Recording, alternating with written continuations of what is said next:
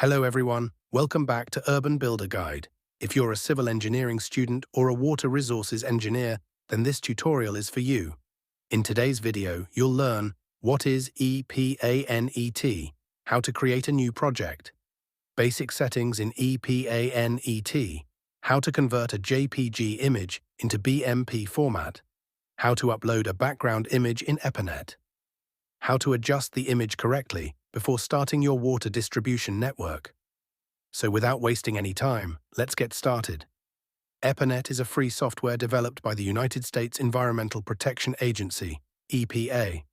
It is used to model and analyze water distribution systems such as water pipelines, reservoirs, water tanks, pumps, valves, junctions. Instead of drawing the network randomly, engineers usually use a layout drawing. This could be Colony Map, CAD Layout Site Plan.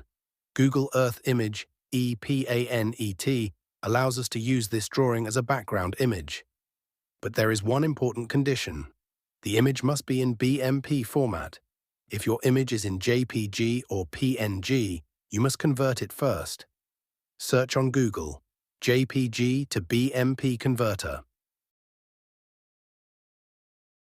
Upload your JPG image. Download the converted BMP file. Now you're ready to use it in EPANET. Return to EPANET. Go to View, then Backdrop. Click Load, browse your computer. Select the BMP image. Click Open. Your background image has now appeared inside EPANET.